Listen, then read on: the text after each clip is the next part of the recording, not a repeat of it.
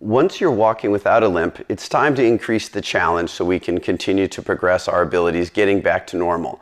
A nice one to work on is single leg balance. Now let's say your left side was your injured side. True single leg balance would be standing on one leg, but that still might be a little bit much. So what you can do is pretend that you're standing on a balance beam or like a 2x4. You don't need the 2x4, the balance beam, just pretend, it'll work fine. So if you see me from the side, I'm gonna have my right foot in line with my left foot if I can. For many of you out there, that's still too hard, so just bring the right leg out to the right until you feel relatively stable.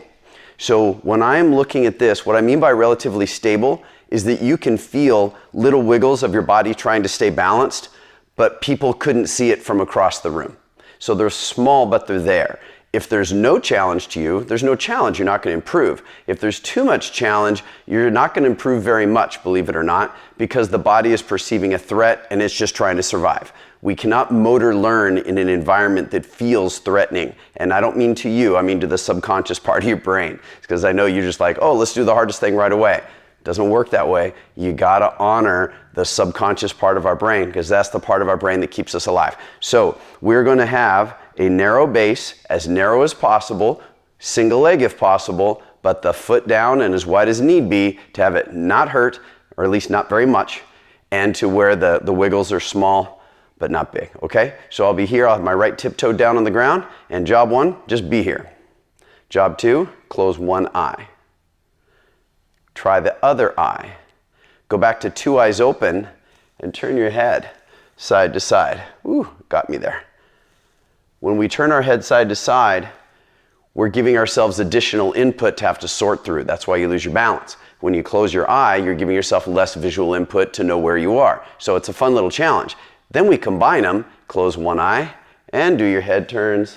Caught me. Close the other eye and then do your head turns. And then when you advance from that, you're just here and all the same things apply. You close one, you close the other, you do your head turns, you close one eye and do your head turns, close the other eye and do the head turns, etc. So what you want to be is solid. What you don't want to be is like that. So if you have these huge sways of your body, again, someone from across the room can see that you're off balance. You're not training anything. Your body's just trying to survive.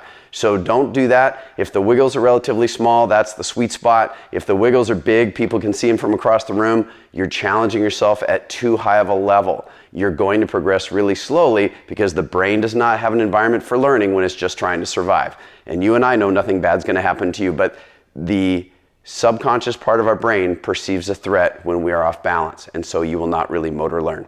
And so anyway, keep that in mind. It always is less challenging than what people want it to be, but if you challenge yourself at that right level, your progress will be rapid and you'll get up there just soon enough.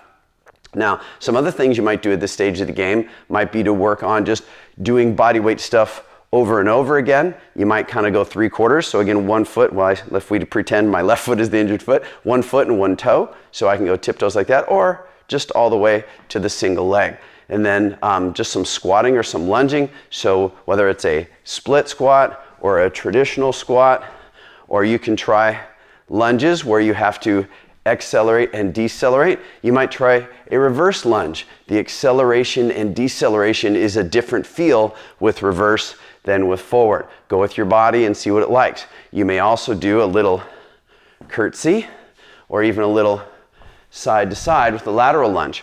All of those are appropriate at this stage of the game. They don't have to feel flawless. They just shouldn't hurt very much, and certainly no pain should linger. And like I said in the article, if you have aching and swelling afterwards, you did too much.